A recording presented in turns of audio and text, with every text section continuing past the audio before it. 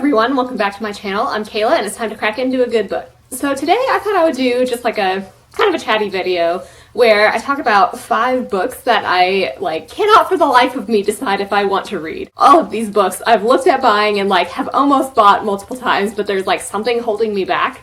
So I thought I would just chat with you about them and I don't know, maybe you guys, if you've already read them, can tell me if I should read them or not.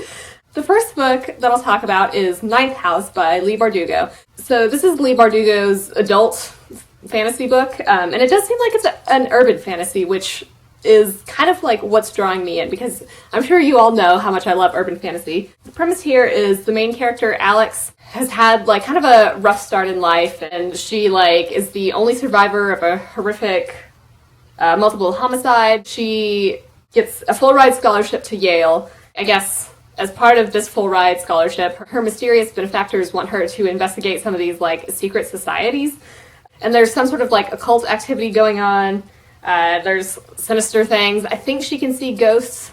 So I don't know. I mean, that's just a brief synopsis. So I think the main thing that makes me hesitate about picking it up is just the wild variety of reviews that this has gotten. So some people really love it. Some people are just kind of meh about it, and some people really hate it. So, I mean, I guess that can be said for most books, but I feel like it's kind of a polarizing one, and Leigh Bardugo, I enjoyed the Grisha trilogy all right. I don't think any of the books were fantastic. I think I rated them all 3 out of 5 stars. I mean, it's enjoyable, but again, not the most amazing fantasy series I've ever read. I didn't really like the Six of Crows duology, so that's kind of one of the reasons why I hesitate about picking this up.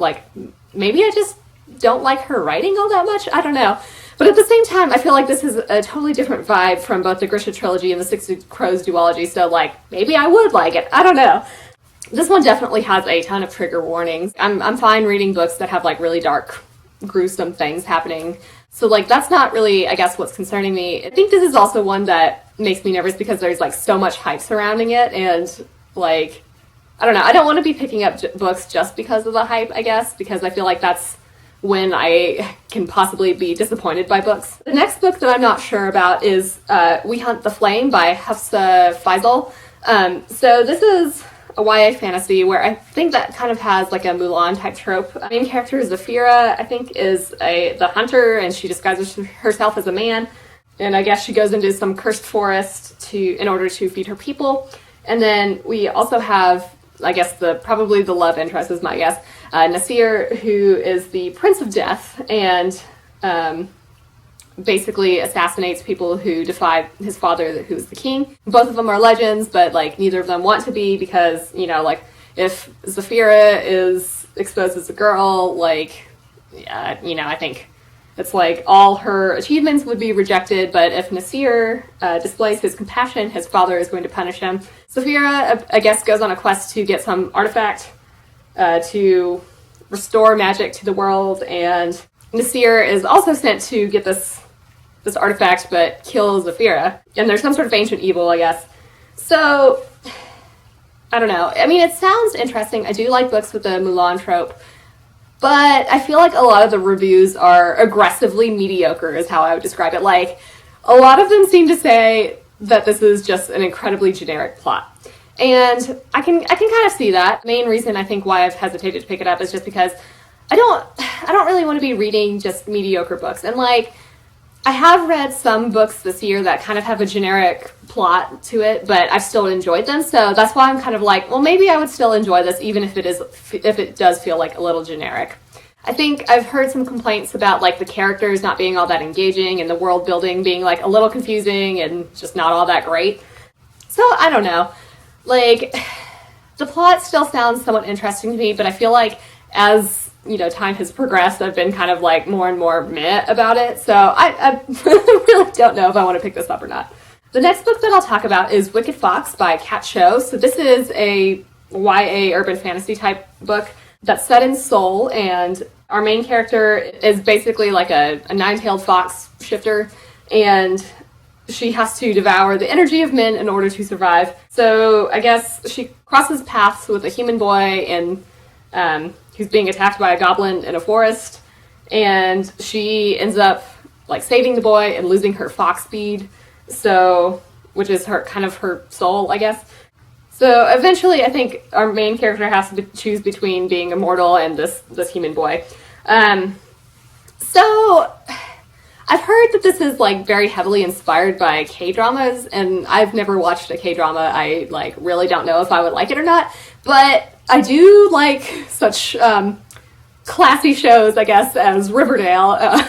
It's just, I mean, there's just so much drama and it's really silly, and I do just really enjoy it for whatever reason. Again, I like urban fantasy a lot. I like books that have some sort of mythology or retold fairy tale aspect to it, which this does.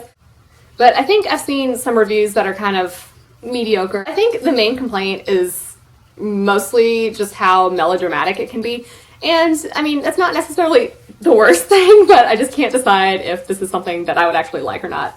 The next book that I'll talk about is Philosophy Weapon by Megan O'Keefe. So this is a sci-fi book that came out earlier this year. Basically, we have a pair of siblings where Sanda, I think, is some sort of pilot, and Baran is a politician. Sanda's ship is shot down and she loses consciousness and wakes up 230 years later on a deserted warship that's controlled by an AI.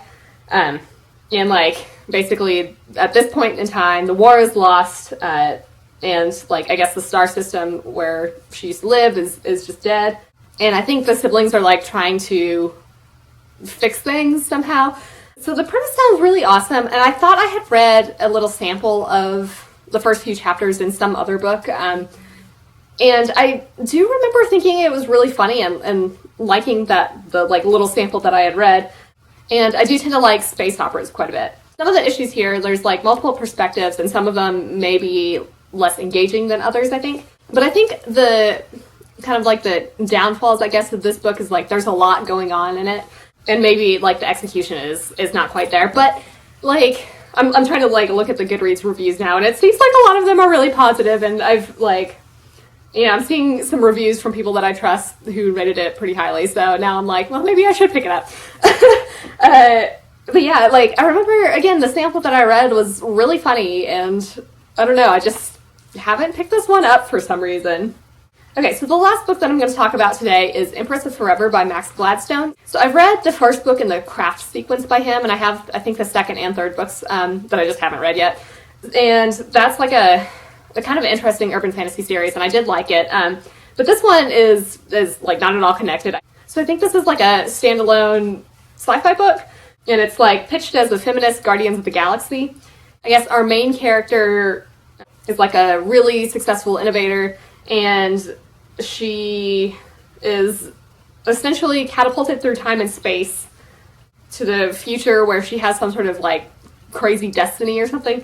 The end of time is ruled by an ancient powerful empress who blesses or blasts entire planets with a single thought. And like rebellion is impossible until Vivian arrives. Vivian is the main character. So I guess we have some sentient machines, a fanatical sect of warrior monks. And so she, I think our main character is like combining all these different groups of people together to rebel against the Empress. I do like Guardians of the Galaxy quite a bit, and like the premise does sound interesting, and which is why I'm like still thinking about reading it. But the reviews are not great. I think the characters are not all that great, or just like maybe like the characters aren't developed as much as they could be. General plot, maybe like people are saying it feels kind of hollow. I guess some sort of insta-love going on, and the plot is really confusing.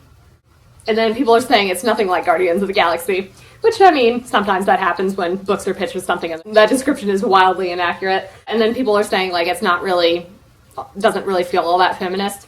It may have diversity just for the sake of, like, checking off that diversity box, which is not always ideal. I seem to recall I read a sample on Amazon, and I just wasn't really all that engaged in it. So, I don't know. I can't decide if it's worth picking up or not. Because obviously I don't want to waste my time on mediocre books, and like I'd rather focus on books that I think I'm going to really like. There's a quick, I guess, summary of 5 books that I can't decide if I want to read. So if any of you have actually read these and have opinions on them, either way, just please let me know. That I think that would help me decide if I ultimately want to pick these up or not. Are you also undecided about reading these books? I hope you're having an excellent day and are reading something awesome. If you enjoyed this video, feel free to give it a big thumbs up, as that would certainly help me out. But with that, I think I'm going to wrap it up here and see you in the next one.